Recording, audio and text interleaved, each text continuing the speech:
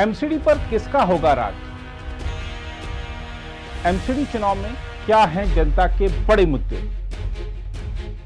MCD चुनाव में नेताओं ने किए कौन कौन से बड़े वादे? जनता की आवाज बनने और नेताओं के वादे सुनने दिल्ली की गलियों में पहुंच रही है चुनाव यात्रा।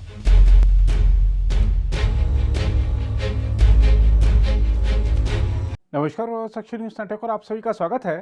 दिल्ली नगर निगम चुनाव के लिए रविवार को मतदान कराया जाएगा। राजनीतिक दल प्रचार खत्म होने के बाद अब बैठकें कर अपने पक्ष में ज्यादा से ज्यादा मतदान करवाने की रणनीति बनाने में लगे हैं, तो वहीं दिल्ली पुलिस ने चुनाव को सुगम तरीके से कराने के लिए पूरे प्रबंध कर लिए हैं। बताया जा रहा है कि दिल्ली में चुनाव के लिए करीब 40,000 पुलिसकर्मी, 20,000 होमगार्ड और अर्धसैनिक तथा राज्य सशस्त्र पुलिस बलों की 108 कंपनियों को तैनात किया गया है। पुलिस ने कहा है कि संवेदनशील क्षेत्रों में कानून व्यवस्था बनाए रखने के लिए 60 ड्रोन का इस्तेमाल किया जाएगा। एमसीडी के 250 वार्ड के चुनाव के लिए पुलिस का ध्यान मुख्यतः सांप्रदायिक तनाव की आशंका को रोकने तथा उम्मीदवारों को अवैध तरीकों से मतदाताओं को लुभाने की कोशिश करने से रोकने पर होगा। इस बीच मतदान से ठीक पहले बीजेपी ने दिल्ली के मुख्यमंत्री अरविंद केजरीवाल और उनकी आम आदमी पार्टी पर आज डबल हमला किया। बीजेपी के केंद्रीय मुख्यालय से पार्टी प्रवक्ता संबित पात्रा ने केजरीवाल और उप मुख्यमंत्री मनीष सिसोदिया पर निशाना साधा, तो वहीं दिल्ली बीजेपी प्रदेश कार्यालय से केंद्रीय मंत्री अनुराग ठाकुर ने केजरीवाल सरकार पर हमला किया। संबित पात्रा ने कहा कि अरविंद केजरीवाल झूठ को सच बनाने की कोशिश करते हैं। उन्होंने कहा कि अभी कुछ दिन पहले ही केजरीवाल ने कहा कि मनीष सिसोदिया को क्लीन चिट मिल गई है, लेकिन एक्साइज पॉलिसी में घोटाला हुआ है, इसलिए ये बचने वाले नहीं है। ये केजरीवाल जी और ये मनीष सिसोदिया जी जो हैं दिल्ली में, ये जिस प्रकार से प्रेस कॉन्फ्रेंस करते हैं और जिस प्रकार से कहानी के माध्यम से झूठ को सच बनाने की कोशिश करते हैं, ये हम सब जानते हैं। अभी चंद दिनों पहले केजरीवाल जी ने कहा कि मनीष सिसोदिया जी को क्लीन चिट मिल गया है और ये जो एक्साइज पॉलिसी वाला घोटाला है, ये कोई घोटाला नहीं है, क्योंकि सीबीआई ने और ईडी ने मनीष सिसोदिया जी के ऊपर किसी प्रकार का कोई चार्जशीट नहीं किया है। मगर पूरी तरह से ये जो झूठ अरविंद केजरीवाल जी और मनीष सिसोदिया जी बोल रहे हैं, उसको यहां पर पर्दाफाश करूंगा और बिल्कुल बताऊंगा कि क्यों ये झूठ है। आप जानते हैं कि ये 32 पेज का एक रिमांड नोट है। ये जो 32 पेज का रिमांड नोट है, ये आज से कुछ दिनों पहले, 3-4 दिन पहले, एक अमित अरोड़ा, आप जानते हैं ये जो पूरा का पूरा शराब घोटाला हुआ, उसमें अमित अरोड़ा एक व्यक्ति है जिसने पैसा लिया, पैसा दिया, ये सारा काम अमित अरोड़ा ने भी किया है। तो इस अमित अरोड़ा की गिरफ्तारी हुई थी और गिरफ्तारी के बाद हमें अमित अरोड़ा का रिमांड क्यों चाहिए, तो ईडी ने कोर्ट में ये सारा डॉक्यूमेंट रखा था कि क्यों चाहिए। तो उस डॉक्यूमेंट में जो 32 पेज का है, उसमें कुछ ऐसी बातें हैं जो ये स्पष्ट करता है कि मनीष सिसोदिया के खिलाफ जो एक्साइज पॉलिसी में इन्वेस्टिगेशन है वो ऑनगोइंग है। नंबर 1, वो चल रहा है, समाप्त नहीं हुआ है। नंबर 2, वो संगीन है, जो आरोप उसमें हैं वो बहुत ही संगीन है और इतने सारे तार आके मनीष सिसोदिया के साथ जुड़ रहे हैं कि ये पूरा का पूरा इन्वेस्टिगेशन करके एक होलसम, मतलब एक पूरा डॉक्यूमेंट मनीष सिसोदिया पे फुल प्रूफ तरीके से तैयार करने के लिए थोड़ा वक्त तो लगेगा, मगर वो फुल प्रूफ होगा। अभी सीबीआई ने और ईडी ने जो चार्जशीट दाखिल किया, वो उन लोगों के खिलाफ था जो लोग गिरफ्तार थे या जिनको रिमांड में लेना था। जैसे कि किसको कस्टडी में रखा हुआ है, इनकी कस्टडी एक्सटेंड करनी है, तो एक टाइम लिमिट होता है, उसके अंदर आपको चार्जशीट फाइल करना पड़ता है, तभी आप उनको ज्यादा दिन रख के और पूछताछ कर सकते हैं। तो इसलिए ये कुछ लोगों के खिलाफ 5-6 लोग जो गिरफ्तार थे, जो अंदर थे, जिनमें विजय नायर, मनीष सिसोदिया का राइट हैंड है, अरविंद केजरीवाल जी के दोस्त हैं, और ऑफिशियल बंगलों में, ये जो विजय नायर है, ये ऑफिशियल बंगलों में, मिनिस्टर, कैबिनेट मिनिस्टर के बंगलों में रहते थे। आम आदमी पार्टी ने उन्हें कैबिनेट मिनिस्टर का बंगलो भी दिया हुआ था, तो उसमें रहते थे। ये लोग सब गिरफ्तार थे। तो चार्जशीट में इन लोगों का नाम है। इन सबके तार मनीष सिसोदिया से जुड़ रहे हैं। इसमें कुछ तथ्य मैं आपके सामने रखूंगा। मनीष सिसोदिया जी, इनका मोबाइल नंबर 96501010XX। मैं लास्ट के 2 डिजिट XX कर दूंगा ताकि ये प्राइवेसी को हम बचा सके। ये हमने मीडिया से ही सीखा है। धन्यवाद। 96501010XX ये मोबाइल नंबर मतलब मनीष सिसोदिया जी के पास था। और आपको जान के आश्चर्य होगा, मोबाइल नंबर वही है मगर 7 बार इंस्ट्रूमेंट बदल दिया गया। 7 टाइम्स उसी मोबाइल नंबर पे इंस्ट्रूमेंट बदला गया। कब कब बदला गया आप देखिए। मैंने आपको कहा कि जो पहला FIR था इस विषय में वो 22/7/2022 को हुआ। तो 22/7/2022 को जैसे ही FIR हुआ, तुरंत मनीष सिसोदिया जी ने अपना मोबाइल सेट बदला और मोबाइल सेट का जो IMEI नंबर होता है वो नंबर भी बदल गया और वो नया नंबर आया 35859237102339XX। ये जो आपको पता होगा IMEI नंबर होता है हैंडसेट का, जो अब हर हैंडसेट का अलग अलग होता है। ये हैंडसेट है तो इसका एक अलग IMEI नंबर होगा।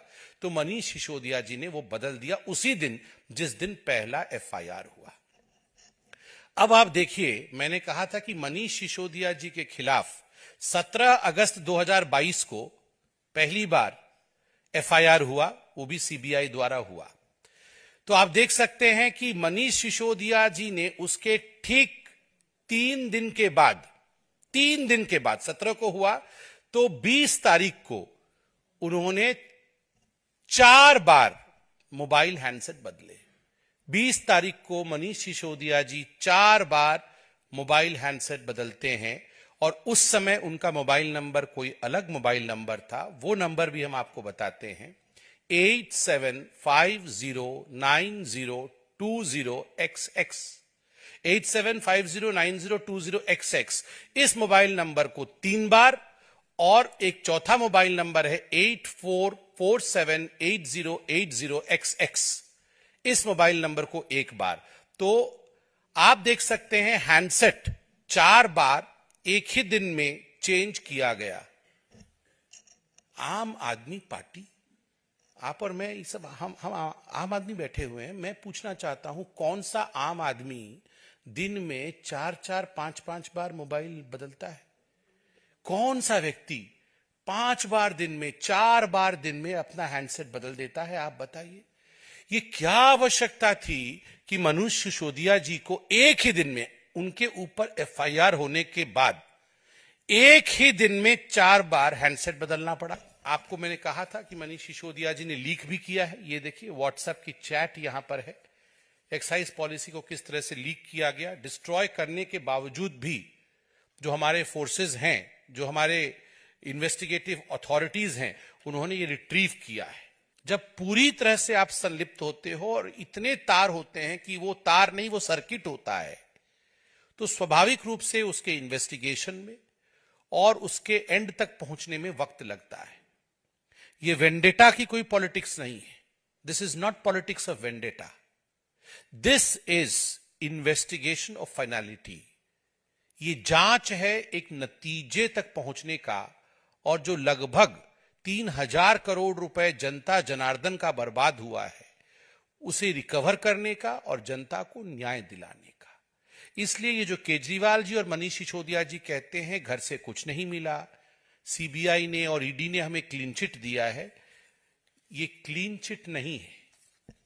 ये ध्यान से देखिए Kejriwal ji, this is not clean chit, this is not a single chit, this has 32 pages. इसमें 32 पन्ने हैं और 32 पन्ने पर मनीष सिसोदिया जी के उंगली के निशान हैं, क्राइम के निशान है, भ्रष्टाचार के निशान है, सबूत है, और कोई भी शक्ति मनीष सिसोदिया जी को बचा नहीं सकती है क्योंकि उन्होंने भ्रष्टाचार किया है। वहीं केंद्रीय मंत्री अनुराग ठाकुर ने कहा है कि दिल्ली सरकार घोटालों की सरकार है उन्होंने कहा कि एक मजदूर के नाम पर 25 लोगों को नौकरी दी गई और एक मोबाइल नंबर पर 6 आवेदन पत्र भरवाए गए हैं। उन्होंने कहा कि मजदूर कामगार कल्याण बोर्ड के नाम पर जो हजारों करोड़ पैसा जमा हुआ वह अरविंद केजरीवाल और उनके दोस्त लूटकर खा गए।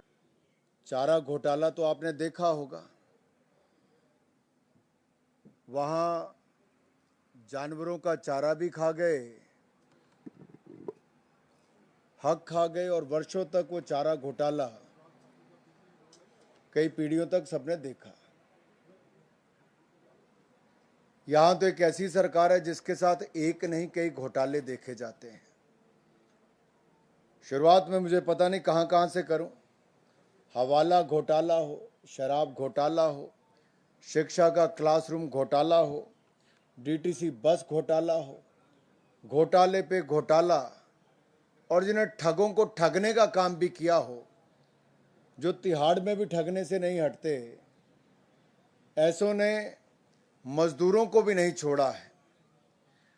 मेरा सवाल तो अरविंद केजरीवाल जी से ये भी है कि आप जब रात को सोते हैं तो क्या आपको चैन से नींद भी आती है? क्या आप अपनी आत्मा को इस सवाल का जवाब दे पाते हो कि जहां बच्चों को इस शिक्षा के क्लासरूम में भी घोटाले कर गए, मजदूरों के मदद के लिए जो हजारों करोड़ थे वो भी आप लूट कर खा गए? कौन सा ऐसा वर्ग है जिसको अरविंद केजरीवाल जी ने छोड़ा नहीं? भ्रष्टाचार के नए मॉडल इन्होंने पेश किए हैं और भ्रष्टाचार बना आपका शिष्टाचार। पकड़े जाएं तो कहते हैं अत्याचार अत्याचार, और जो पकड़ा भी गया उसको भी ईमानदारी के सर्टिफिकेट देने का इन्होंने काम किया है। मैं इस पे मजदूरों के घोटाले पर भी आऊंगा, लेकिन दिल्ली के चुनाव में आपने देखा ही होगा कि चाहे गुजरात हो, दिल्ली हो या इससे पहले पंजाब हो, आम आदमी पार्टी में टिकटें बेचने का तो आरोप लगा ही। इन्होंने चुनावों से लेकर सरकार में रहने तक लूटने का ही काम किया है, और जिन्होंने ठग के जिनको जेल हुई उनसे भी ठगने का काम किया है, तो कहीं कुछ छोड़ा नहीं है। मजदूरों के हक को कर दिया हलाल, हजारों करोड़ खा गए केजरीवाल। और ये कितना बड़ा घोटाला है, ये उस समय का है जब देश और दुनिया कोविड की महामारी से जूझ रही थी। एक और दिल्ली में मजदूरों की मदद करने की बात कही, लेकिन षड्यंत्र रच के रातों रात मजदूरों को भगाने का काम किया। वो दृश्य आप भूले नहीं होंगे। और जिन मजदूरों को 2 वक्त की रोटी कमाने के लिए एड़ी चोटी का जोर लगाना पड़ता है, उन मजदूरों के हक का पैसे खाने में भी केजरीवाल जी पीछे नहीं रहे। मेरा सवाल उनसे है, कितना खाओगे केजरीवाल? अगर आप भी लेना चाहते हैं देश दुनिया की तमाम जानकारी तो आज ही सब्सक्राइब करें हमारे चैनल को। साथ ही नीचे दिए बेल आइकन को जरूर दबाएं ताकि हर अपडेट आप तक पहुंच सके।